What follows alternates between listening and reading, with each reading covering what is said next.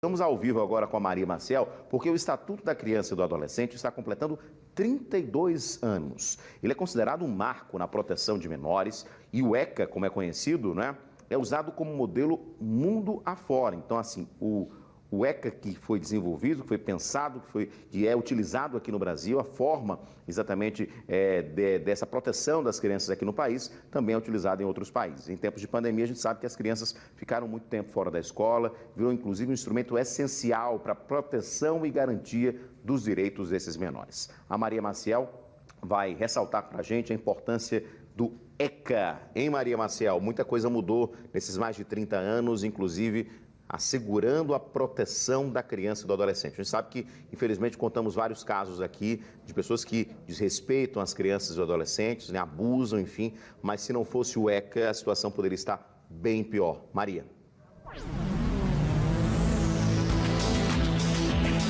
Com certeza, Edson. A gente viu que nesses pouco mais de 30 anos, né, são 32 anos já, foram vários avanços conquistados graças ao ECA, no que se refere à garantia dos direitos das crianças e também proteção. Só que a pandemia chegou e, com certeza, muita coisa acabou retroagindo, né? A gente tinha aí um índice de evasão escolar que diminuiu, essa questão de mortes também, o acesso à escola tinha dado uma melhorada, mas a gente teve uma queda aí por conta da pandemia.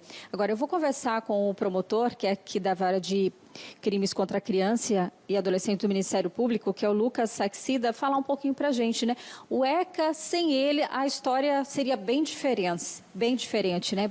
Bom dia. Bom dia. Bom, claro, o ECA ele trouxe uma mudança de perspectiva completa na proteção de crianças. Antes figurava o que a gente chamava de situação de risco e hoje passamos a prioridade absoluta. Isso significa que toda a atuação do Estado, da família, em respeito ao que a Constituição quer, né? Dever de todos proteger nossas crianças. Ela advém exatamente do fato de que quem está em situação irregular, ou situação que se denota do antigo Código de Menores, né? Não é a criança. Se existe uma criança numa situação de risco específica, é porque algum órgão estatal, alguma família, a sociedade que está errando. Então, as medidas todas são colocadas para que nós, sociedade, passamos a proteger essas crianças e adolescentes. Agora, a grande dificuldade ainda em relação a ECA é principalmente a violência contra a criança, né? A gente viu pelo Anuário da Violência que de 2016 a 2020 aumentou e muito, principalmente os crimes contra crianças até 4 anos, né? O que assusta, principalmente aqui no nosso estado, que a gente teve casos de grande repercussão. Sim, note-se que existe ainda uma cultura do estupro, uma cultura de... Quando a gente fala em violência, eu vou até já passar para o abuso sexual, porque é o que mais acontece, né? O que a gente vê chegar mais, é o mais grave, o que acontece muito, é uma cultura ainda entranhada do estupro. Isso precisa ser combatido. Agora, a apresentação desses dados, talvez um olhar um pouco diferente. São crimes transeuntes, ou crimes sem testemunhas, acontecem às escondidas. Então, o que tem acontecido é, com o evoluir da sociedade, com projetos importantes como Notificar é Preciso, que é um projeto do Ministério Público de Alagoas, que ganhou um prêmio nacional sobre isso, que incentiva essa questão de comunicação entre órgãos de primeiro contato, esses fatos criminosos vão aparecendo cada vez mais. O que significa o grande número que tem se apresentado não significa que aumentaram esses crimes, significa que aumentaram a procura de ajuda, que aumentaram a publicidade desses crimes e a busca à justiça para que aconteça. Então, apresentar esses dados, claro, é chocante, mas, por outro lado, demonstra que a gente tem conseguido verificar a existência desses crimes antes escondidos, com a conscientização de escolas, de hospitais, cartório de registros, com a publicação de uma lei no ano passado que obriga a comunicação, né, desses órgãos ao Ministério Público, e assim a gente consegue, então, atuar e proteger essas crianças. Agora, nesse meio do caminho, a gente teve a pandemia, né, que atrapalhou e muito, e as principais vítimas foram as crianças e adolescentes, né, que ficaram sem ir às escolas, ficaram muito mais em casa, e que se tornou também para muitas um local de risco por conta justamente desse abuso sexual, dessa violência que acontece dentro de casa. Sim, olha, o ECA ele é um arcabouço normativo não só com olhos também no criminal, mas com olhos no civil. O Brasil, de fato, errou muito no que diz respeito à proteção da educação de nossas crianças, né? Tivemos na OCDE, o Brasil, que participa dessa organização internacional, foi o último país a retornar suas aulas nas escolas públicas, né? E, em razão disso, é o que tem pior nota no PISA. que é um programa internacional de verificação, né, de aprendizagem. Veja, essas aulas, exclusivamente esse ensino remoto, ou ensino à distância, ou atividades escolares não presenciais, elas são muito negativas. Então, nós temos consequências terríveis com relação a isso. Evasão escolar atingindo milhões de tetos antes nunca verificados no nosso país. A distorção de idade séria virá aí, e isso é responsável pelo fracasso escolar aí para frente. E, por outro lado, claro, a escola é um órgão de primeiro contato, não é? Se aquele crime de abuso está acontecendo dentro de casa, a pessoa sobre os cuidados daquele agressor, sobre a hierarquia daquele agressor, a escola é um importante órgão de verificar que algo está acontecendo de errado e que aquela criança precisa de proteção. Agora, o ECA ele é um instrumento de garantia de direitos, né? Agora, na prática, o que precisa ainda, né? Uma maior participação aí do poder público, das instituições também, que têm esse poder de proteção, de comunicação, para que de fato aconteça? Olha, as normas do ECA continuam com grande vigor, e esse vigor se deve à qualidade dessas normas. Mas, por outro lado, existe um descumprimento sistêmico das obrigações que ali existem, né? Aqui no nosso estado, por exemplo, a gente verifica a inexistência em grande parte dos municípios daquele sistema socioeducativo de meio aberto.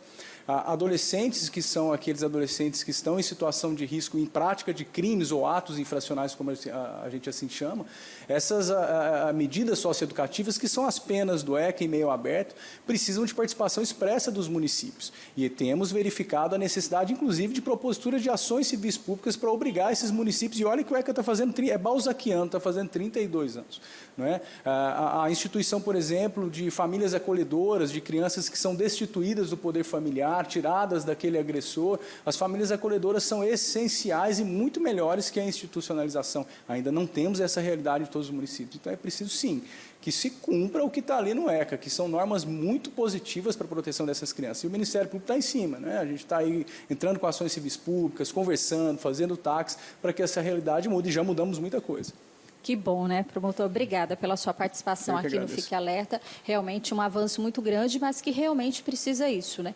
E é um apoio também de toda a sociedade. Você conhecer o Estatuto, saber desses direitos, dessas garantias também, ajudar com denúncias.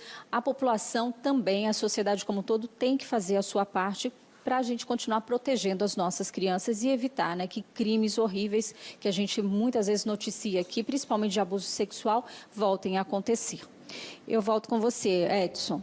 Pois é, Maria, como bem falou o promotor, não é? O Estatuto é importantíssimo, né? Foi um marco realmente na defesa das crianças e dos adolescentes. Mas é claro que ele sozinho, né, só no papel, ele não funciona. Ele precisa ter essa rede toda de apoio, né, que realmente sejam colocados em prática tudo o que está lá no Estatuto. E uma coisa que foi fundamental também com o Estatuto foram os conselhos tutelares, né? Porque essa proximidade das pessoas que precisam, numa necessidade, inclusive, de mostrar um problema com uma criança, com um adolescente, é o Conselho Tutelar que acolhe, é o primeiro que recebe exatamente esse apoio. Então, assim, é fundamental que as pessoas possam saber o que tem no Estatuto e possam exatamente defender as nossas crianças e os nossos adolescentes. Muito obrigado, Maria, pelas suas informações. Eu agradeço também ao promotor pela participação ao vivo e é sempre bom reforçar.